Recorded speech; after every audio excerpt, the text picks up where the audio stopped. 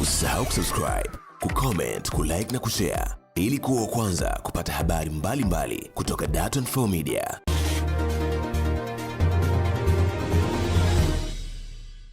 Karibu mtazamaji, hii ni Dar24 Magazeti. Leo ni Juni 15, 2021. Jina langu ni Christina Mahega, nipo na Abel Kilumbo. Abel, habari za asubuhi?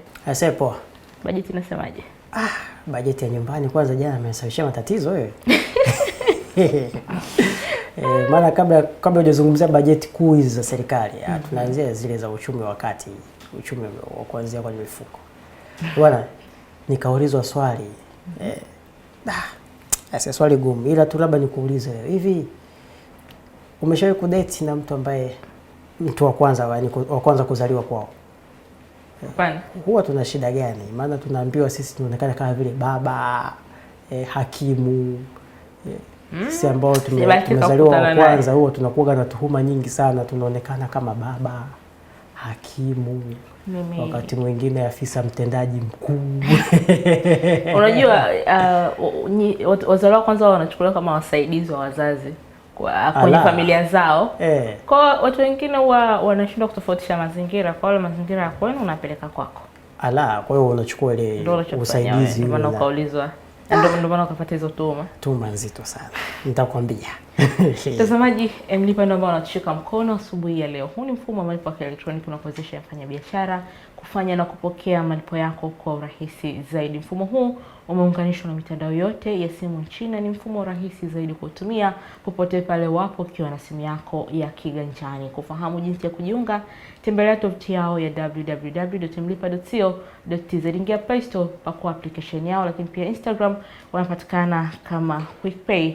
Karibu tuanze na gazeti Mwananchi. Taarifa kubwa inasema kamati ya bunge yaing'ata bajeti, yatofautiana na mapendekezo ya serikali, kodi ya simu, majengo. Wabunge waanza kuichambua. Abel, wiki iliyopita mwishoni, waziri wa fedha Dr. Mwigulu Nchemba aliwasilisha bajeti kuu ya serikali kwa mwaka wa fedha 2021-2022 ambayo ilikuwa ni zaidi ya trilioni 36, na jana ndio imeanza kuchambuliwa.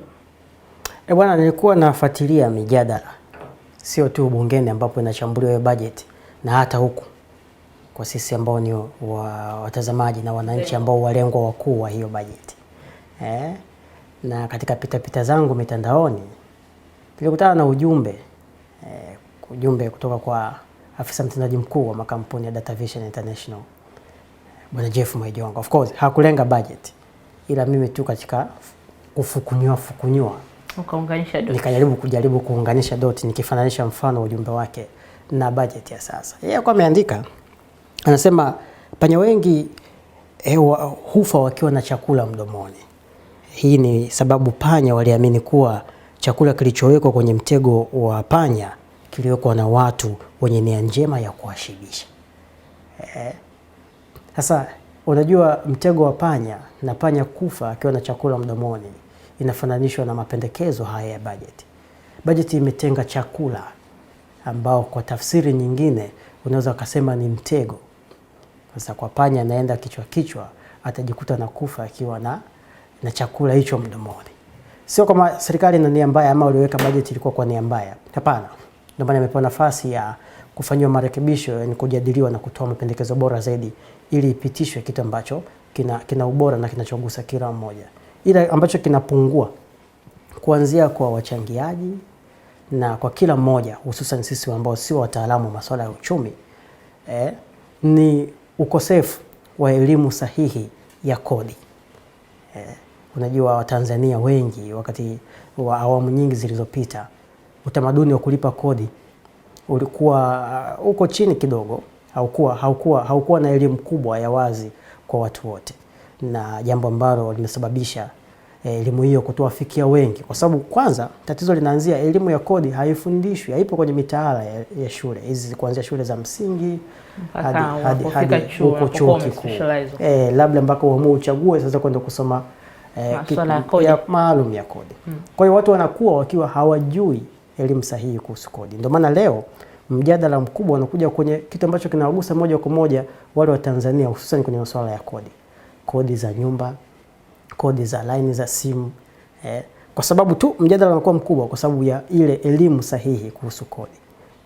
Sasa hiyo ni jambo ambalo nadhani tumetengeneza tatizo la muda mrefu, na hili tatizo ndio linatengeneza matatizo mengine zaidi kama tusipoanzia kwenye huu msingi ambao ni elimu kuhusu kodi. Kwa hiyo serikali inaendelea kubuni vyanzo vingine vingi vya mapato bila watu kuwa na elimu sahihi ya kodi. Ndio maana kuna ukosoaji mwingi sana kwenye hii. Sio kwa sababu wanakosea. Of course wako sahihi kutokana na kiwezo cha uwezo wa uelewa kwenye masuala ambayo yanawagusa moja kwa moja. Kwa hiyo mimi naamini kungekuwa kuna haja sasa ya wizara husika na wadau mbalimbali, sio serikali peke yake, na wale wadau wengine wote wanaohusika kuanza kuweka msisitizo na uchambuzi sahihi wa lugha nyepesi, sio ile ya kiuchumi, ile lugha nyepesi kwa mwananchi wa kawaida kuhusu kodi, kupitia vipindi vya runinga, hata vipindi kupitia vyombo vya habari, kuwaelimisha wananchi kuhusu elimu sahihi kuhusu kodi na kuhusu hii budget kwenye ile lugha nyepesi, sio lugha ya kiuchumi. Unajua kuna uchambuzi wa kiuchumi ambao ni mgumu, ambao hata sisi ambao sio wachumi hatuwezi kwenda deep. Tunabaki kuangalia kwa jicho la kawaida ambalo kiuchumi huenda likawa lina nia njema, lakini lazima popote unasema unapofungua dirisha kwa ajili ya kupata hewa na vumbi nalo linaingia. Kwa hiyo hata ukiwa na nia njema vipi, lakini lazima kuna vitu ambavyo vinaambatana na hiyo nia njema kwenye kila ambacho unakifanya. Hujambo lakini. Kama hivi Samia ataka kodi zilipwe, atoa onyo, asema ndizo zitaipa nguvu serikali, maendeleo yote ya kimkakati kupewa kipaumbele. Ni taarifa ambayo inaandikwa katika ukurasa wa pili wa gazeti Mwananchi. Mazito yaibuka mazishi ya mama na binti zake. Ni mama na binti zake wawili ambao waliuliwa na mfanyakazi wa ndani mwishoni mwa juma lililopita. Kwa hiyo wamezikwa hapo jana, na taarifa kwa kina utaipata kwa ndani katika ukurasa wa 3 wa gazeti Mwananchi. Kodi ya majengo VAT tikisa mjadala bajeti Zanzibar, ipo katika ukurasa wa 4. Majaribio dawa ukimwi si halali, taarifa hii inaandikwa kwa kina katika ukurasa wa 22. Machinga waomba kikao na Rais Samia, ipo katika ukurasa wa 5 wa gazeti Mwananchi. Gazeti Nipashe mwanga wa jamii, mjadala kodi za majengo moto, wabunge wataka ufafanuzi ulipaji kwa mfumo wa luku nyumba za wapangaji. Taarifa hii inaendelea katika ukurasa wa 2. Mbowe ataja wachawi ndani ya Chadema, ni kina nani hao amewataja, utapata kufahamu katika ukurasa wa 16 wa gazeti Nipashe mwanga wa jamii. Wenye namba NIDA kupata vitambulisho mwezi Agosti. Bana, tulisubiri vitambulisho Bwana, vinakuja. Mimi ninacho. Mimi ni kati ya watu ambao walipata mwanzo wakati ule. Hapana. Tangazo lilivyotoka kama mwananchi kutii na kufuata taratibu, basi nikafuatilia, nikafanikiwa. Nadhani wengi walikuwa mbali na maeneo, labda huenda wengine walikuwa makazini, mashuleni, wakashindwa kufuatilia, na hata ambao wengine walipata changamoto pia wakati wa ufuatiliaji kwa sababu foleni kipindi kile na muda. Lakini nafasi ambayo kuna watu wana namba miaka 4 sasa hivi. Miaka 4 3. Namba zipo. Ile vitambulisho na ugumu unakuwa kwamba kwa mfano ukienda kwenye hizi taasisi za kibenki kufungua akaunti nyingi, wako ambao wanatoa huduma kwa watoto wa chini ya miaka 18 ambao wale huduma zao ni maalum, hawezi kudai kitambulisho cha utaifa, lakini wengi wanaofungua hizi akaunti na watu wenye umri zaidi ya miaka 18, na benki nyingi kama sio zote hazifungui akaunti kama hauna hicho kitambulisho. Hawahitaji namba, lakini upatikanaji wake umekuwa mgumu kwa muda. Na unajua pia imetokana na elimu kubwa. Watu walihamasika sana walipopata elimu kuhusu vitambulisho vya taifa. Ndio maana kila mmoja akahitaji na kama danganya toto. Yaani hizo mara ya kwanza wanasema kwamba labda mtapata kabla mwezi Juni. Tutafuatilia, na sisi kama chombo cha habari tuna jukumu hilo la kufuatilia hii kauli. Taarifa kamili ipo katika ukurasa wa 3 wa gazeti Nipashe mwanga wa jamii. Ongezeko kina cha maji ziwa Victoria la kuhamisha ujenzi daraja la JPM, ipo katika ukurasa wa 2. Mufti ataka kesi ya viongozi wa Amsho iharakishwe kusikilizwa, ipo katika ukurasa wa 3. Gazeti Majira, gazeti huru la kila siku, Rais Samia akemea ubambikaji wa bili. Taarifa hii utaikuta katika ukurasa wa 4. Shaka katiba mpya sio kipaumbele CCM, ni kauli ya katibu wa itikadi na uenezi halmashauri kuu ya CCM Taifa Hamdu Shaka. Taarifa kwa kina ipo katika ukurasa wa 7. RCD baini hujuma ya wizi wa mafuta ipo katika ukurasa wa 4 na watuhumiwa 15 tayari wanashikiliwa. CUF yasikitishwa kifo cha Profesa Baregu ipo katika ukurasa wa 4, na taarifa nyingine inahusiana na hukumu ya Mdude wa Chadema ambayo sasa itatolewa Juni 28. Asa imesota muda mrefu kidogo, nikawa najaribu kuwaza. Unajua asubuhi wakati kwa na usingizi, wakati mwingine mawazo mbalimbali yakawa yanakujia. Na moja wapo kati ya mawazo ambayo yalikuwa amenijia nikiwa kwenye chombo cha usafiri na kuja kazini asubuhi, nikawa najaribu kuwaza, hivi haiwezekani kwenye taaluma ya uhakimu ama ujaji ni kiweka kipengele walau cha field, wale kwa majaji au mahakimu wafanye field wawekwe mahabusu walau kwa wiki moja hivi. So unajua unahukumu watu kwenda kule ili nao wajue walau ile upate uhalisia wa mazingira. Nadhani ingewasaidia sana. Siku moja kama ukifanya kwa ajili ya kutoa hukumu kwa lengo tofauti na nia iliyoandikwa kwenye hukumu, basi yani kama kwa lengo binafsi, basi inakuwa inakukumbusha. Kwa hiyo mimi nadhani kuna haja mitaala kubadilishwa kidogo. Wao wanaenda wachungulie. Sio jambo ambalo la kufurahia kusikia mtu akiwa mahabusu. Na wakati kunapokuwa na hizi kesi ambazo zinahitaji upelelezi, unakuta mtu anatumia muda mrefu kama mahabusu. Ni utaratibu wa kisheria na utaratibu wa kiinchi. Ndio ambao unataka unafuata. Mimi natamani sio kwa nia mbaya, wajifunze. Unajua sehemu ya kujifunza, lazima ujue mazingira yako ya kazi. Hapo hata unapotoa zile assignments ujue utendaji kazi wake, utekelezaji wake, uwezekano na inawezekana kwa kiwango gani. Kwa hiyo nadhani hiyo kuna haja ya wao pia kujua maoni binafsi. Binafsi. Nilikuwa nawaza tu nikiwa nimeshiba siku nini asubuhi.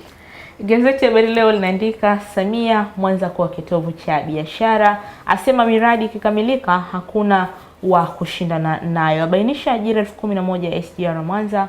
Isaka. Taarifa habari kamili kwa katika ukurasa wa 2. Wabunge wapongeza bajeti ya wananchi ipo katika ukurasa wa 2 pia. CCM yavunja ukimya katiba mpya, ukurasa wa 3 wa gazeti ya Habari Leo una taarifa kamili. Mpango wavutiwa na kasi ya Dr. Mwinyi Zanzibar, taarifa inaandikwa katika ukurasa wa 3. Watanzania kutoa maoni shirikisho la kisiasa EAC Agosti, utapata kwa ndani pia katika gazeti ya Habari Leo, gwiji la habari Tanzania. Habari wiki iliyopita wakati Mheshimiwa Mwigulu akiwasilisha bajeti, moja kati ya yale ambayo kwa pendekezwa ni kupunguza kodi ya tozo ya makosa kwa bodaboda kutoka 30 kuja kuwa shilingi 10,000. Jana mbunge Msukuma akasema kwamba 10,000 ni kubwa, nitakawa 2,000. Bwana ndio bunge lina kazi ya kupitisha na kuchambua hiyo budget. Tutashuhudia mengi na mimi ifanywe 2,000 wataongeza makosa.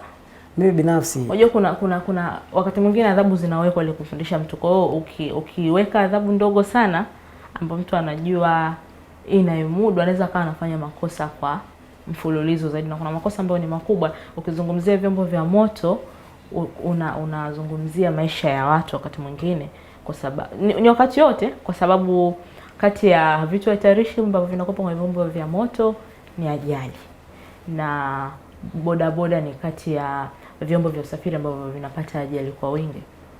Unajua wakati hiyo mapendekezo inatolewa, mimi sikushtuka sana. Unajua kwa nini? Nilikuwa naangalia wakati mara ya mwisho Rais Samia alipozungumza na jeshi la polisi, aliwaambia wazi kwamba mapato yale barabarani, kwa maana faini za barabara zisiwe chanzo kikuu cha mapato. Ni adhabu tu ya hiyo, ni adhabu ya kufundisha na kutoa elimu zaidi. Kwa hiyo hii kwa wizara ilichukua kama wazo, mimi naamini hivyo, kama dira na maono ya rais, kwa kupunguza hizi adhabu, kwa sababu wao waliamini kwenye kutoa elimu zaidi. Lakini kama ambavyo tunasema, kila kitu kina upande wa pili wa shilingi. Kuna upande ambao ni positive na upande ambao unakuwa na madhara zaidi. Na mojawapo madhara ambayo kihisia, unajua hiyo ni kihisia, kutokana na tabia za baadhi ya hao madereva wa vyombo hivi vya usafiri, hususan wale boda boda. Unajua kwa mtazamo wa Rais Samia, nikijaribu kuangalia haraka, anaiona boda boda ni kama biashara rasmi. Na ukiangalia hata kauli yake ya mwisho, alishauri watafute zile za mkataba kwa ajili ya kuwa kama ni sehemu ya ajira rasmi. Sasa sehemu ya ajira rasmi kwa mtu ambaye anakuconsider kama ajira rasmi ni ofisi kwa lugha nyingine. Kwa hiyo tegemei mtu ambaye anakuamini kama hii ni ofisi, basi wewe utumie hiyo fursa kama ni sehemu sasa ya kutumia vibaya hicho chombo cha usafiri ambacho ukitumii kama ofisi. Kwa hiyo ni swala binafsi zaidi la utimamu wa akili wakati mwingine. Unajua wakati mwingine tunaweza kulalamika hapa kusema serikali itafanya hivi, lakini ni mtu anayekwenda kufanya hilo tukio ambaye huenda wakati mwingine akawa hajitambui kutokana na lengo ambalo serikali imeweka kwa ajili ya watu ambao wanaendesha usafiri huo. Abel, tupeleke viwanjani. Bwana Euro inaendelea. Na moja kati ya shughuli ambayo inasubiriwa zaidi kwenye Euro ni michezo wa usiku huu. Unajua katika kundi F la michuano ya Euro ndio imehesabiwa kama kundi la kifo. Na michezo ya kundi F inaanza hii leo. Mchezo ambao utakutanisha Hungary na Ureno utatangulia, na baadaye tutashuhudia mchezo kati ya Ufaransa na Ujerumani. Unajua unasema usiku huu nikashtuka nikajua saa hizi ni usiku. Unawahi sana kazini. Kwa hiyo ni macho na masikio yakielekezwa huko. Unajua katika michezo ambayo imeshatangulia hivi sasa, kuna burudani kubwa sana wapenzi wa soka wanaipata kwenye michuano ya Euro. Ufundi, mabao bora sana, hamasa, msisimko na matukio yale ya kubeba hisia za mchezo wa kabumbu. Kwa hiyo ni unajua kwa wale ambao wale ni walevi wa soka huwa hawalali. Ukimalizika mchezo wa saa 4 ile mpaka saa 6 kasoro, kuna michezo ya Copa America pia inafuatia kuanzia muda huo hadi asubuhi. Kwa hiyo mara nyingi kama usipokuwa mtaalamu wa kuweka vizuri ratiba zako, kila siku unaweza ukaja kazini ukiwa unasinzia na ukakosa. Unajua burudani wakati mwingine zinaumiza, burudani ni mateso. Kwa hiyo ni usiku wa furaha sana na leo, na bila shaka tutakuwa na kideo soka mtaani kwenda kuzungumza na wananchi na kushuhudia pamoja michezo ya leo. Dauka Somba atakuwa anazungumza, na ukifuatilia matangazo yetu mtazamaji kwenye YouTube channel yetu utashuhudia ambacho kitajiri leo, hususan katika michezo hii mikubwa miwili. Usikose Kabisa. Mtazamaji, tamati ya Dar24 magazeti ya asubuhi ya leo Juni 15, 2021. Jina langu ni Graciana Mahega, mwenzangu ni Abel Kilumbu. Tunakutakia wakati mwema. Usisahau kusubscribe, kucomment, kulike na kushare ili kuwa wa kwanza kupata habari mbalimbali kutoka Dar24 Media.